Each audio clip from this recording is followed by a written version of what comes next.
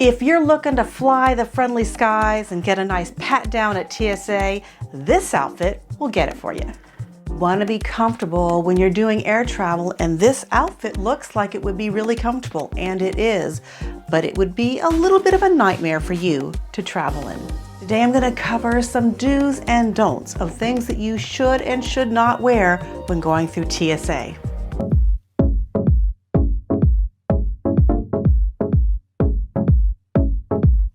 In today's video, I'm going to go over some of those things you don't want to wear when you're traveling and going through airport security, and show you some options that will get you through a little bit easier. So come with me as I go through this ensemble and why I'm probably the worst person you want to be behind in the TSA line. Today we're going to start off with some basic things like accessories, things you may not think are going to hold you up at security, but they may. Things like this necklace, which you'll have to take off because there's a lot of metal in it and it'll have to go into a bin. Along with things like this bracelet, which also has a large piece of metal, things like this watch band or even this bracelet here will have to come off and go into a little bin and go through the x-ray machine. Generally, when I'm going to be going through airport security, I don't wear my jewelry at all. I'll put it in bags like this and then stick it into either a pocket or into a personal carry-on item bag. So that way it'll go through the x-ray machine and be more secure. It's not just sitting in a bin where someone might say, oh, that's really nice, and walk off with it when you're still stuck going through the x-ray and your stuff's already gone through. So keeping these things secure, put them on after you go through airport security. And some of those hidden items that you don't see here. For example, I have on a big belt with a big metal buckle on it. You have it underneath the shirt. You may not remember you have it on. TSA security won't even see it to remind you to take it off.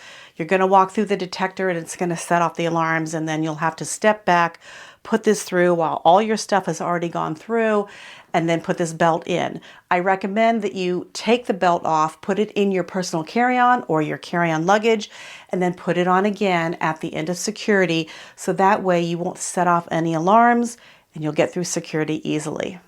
Like me and you like to carry some stylish belts like this, go ahead and pack these in your carry-on luggage. If you need to wear, that was loud. If you need to wear a belt, I suggest you wear a belt like this. These are the belts that I would wear. This one here is stretchy and this one is not, but what they both have in common is they have plastic as their buckle. So that way I can keep my belt on and not worry about taking it off. And that's really important if you have pants that need a belt to stay on so you don't trip and fall as you're going through the security machines. The other thing to think about are your shirts. This is a great t-shirt. It's comfortable. It looks great. But if you look closely here, there's a lot of little silver threads in this, and this will set off the detectors at the airport. Even shirts like this that just have a little bit of metal threading in it can set off the alarms. And things like this that have sequins in it, little metal sequins, and things like this that have all of these metal sequins. These are things that if you wear them through airport security, it's probably going to set some things off and get you a good pat down. I'm going to talk about is pants, and these are great. They're really comfortable, but they have this little diamond sequined pattern that goes down the pants. They're really stretchy and comfortable, and they have a tie waist. I love wearing these, but anything with any of this kind of sequin thing on the side is probably going to cause you to have a nice little lower body pat down when you go through security. Next thing you see that I have on are my shoes, and while these are very cute and very stylish, I'm not going to want to wear these through airport security or through anywhere in the airport. Number one, I'm going to have to remove my shoes unless you have TSA pre-check.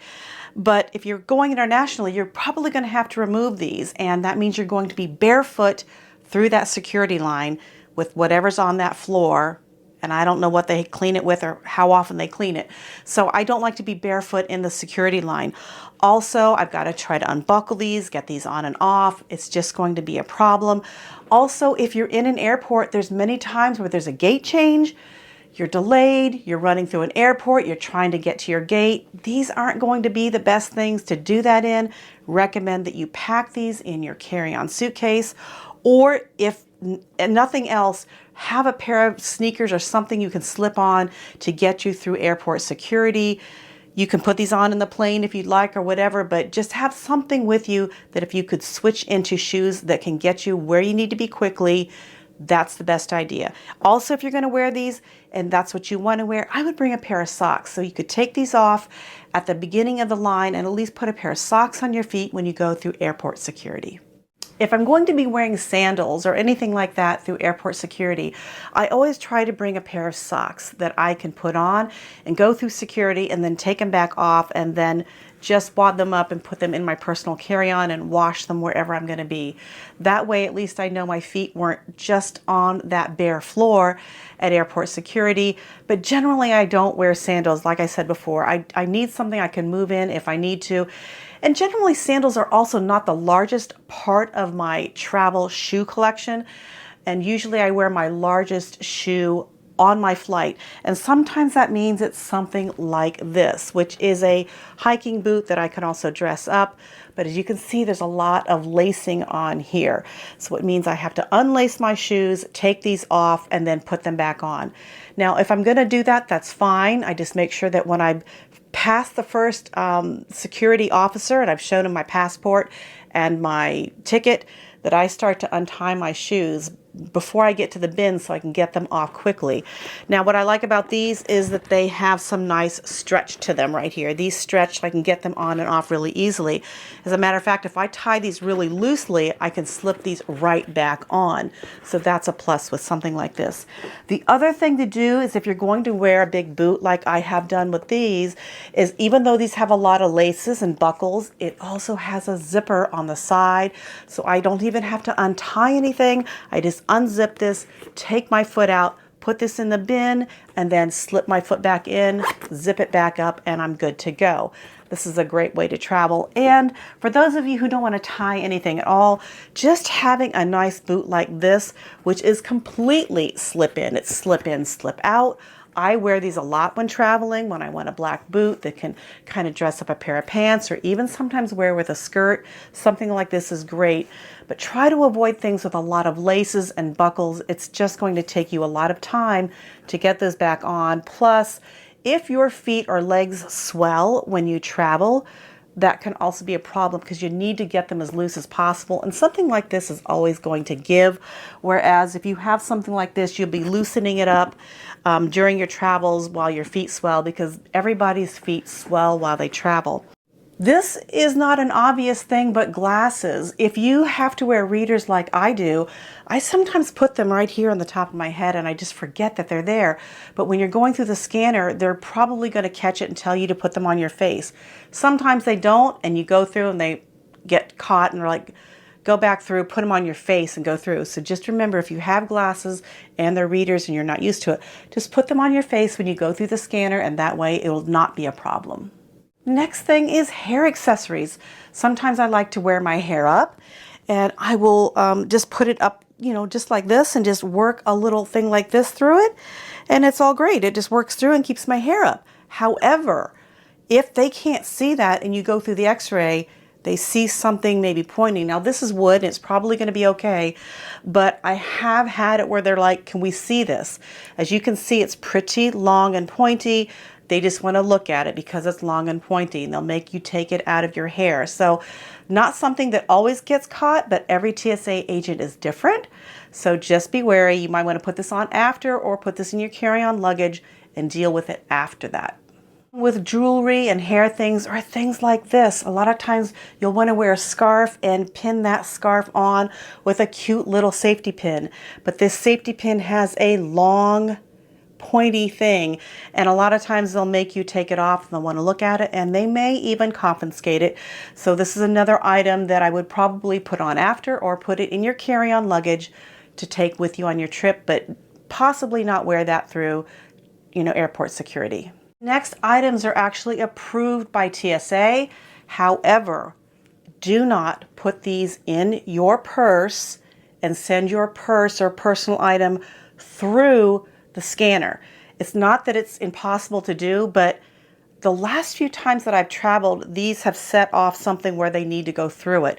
So if you have these or TSA approved multi-tools, take them out, put them into a bin, and then that way they're separate. And the reason why I'm telling you this is the last couple times where they've done that to me, they only had one person to check 4 lines and go through things, and it took them 20 minutes to get to my purse, which had all my ID and everything in it so that they could scan for one of these items. Now, if I was running late, I was going to be in a bit of trouble. By taking this out and putting it in a bin, my purse is not held up by any of these. If by chance they're running late and they can't get to this little thing in the bin, my purse is through, I can say, you know what, I'm just leaving it. I've got to catch my flight. This is just going to have to stay there. This is not as important as having my purse. So take these things out, put them in the bin separately. That way they can see what they are and they're not jumbled in with a bunch of keys and other things where they're just not really sure what it is.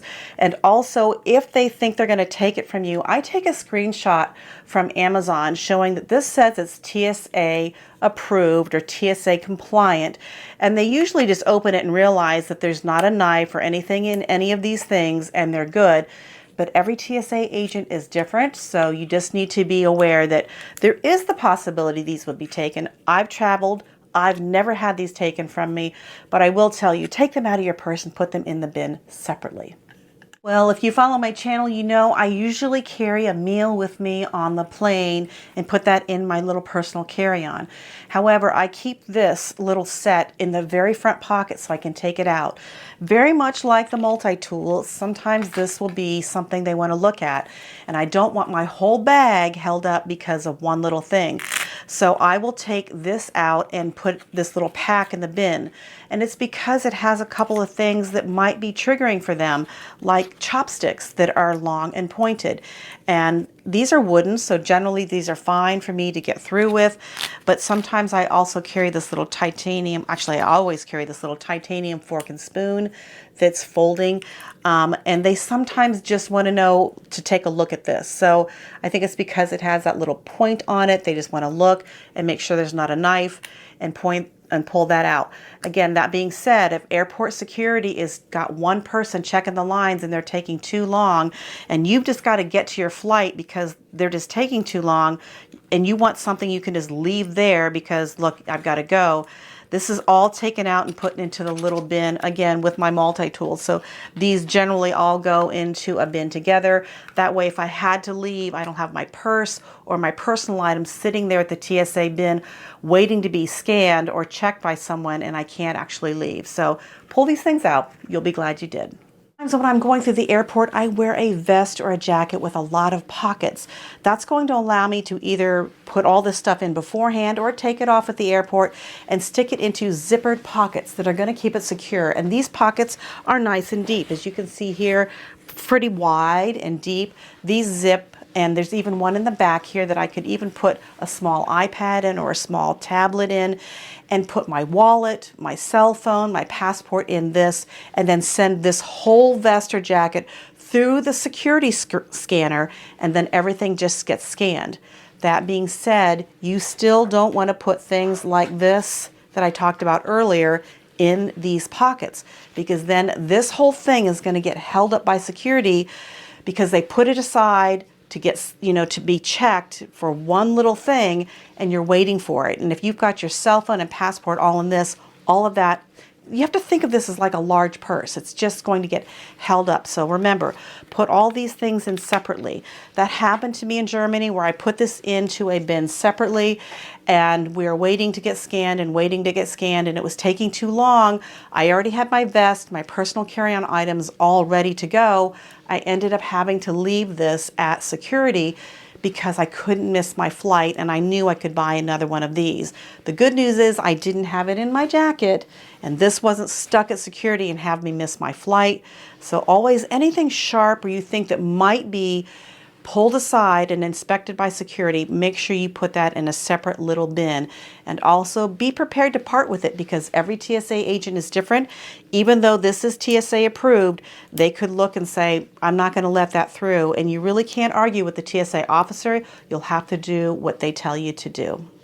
If you have some sort of medical implant, say a pacemaker or a metal plate somewhere on your body, hopefully your doctor has given you something to let the TSA agents know that you can only go through certain screening procedures and get you through that. That being said, sometimes that takes a while, so you want to build in some extra time for that, because even though you're going through a separate screening item, a lot of times they'll still pat you down just to make sure there's not anything else on you that the screening machine didn't pick up.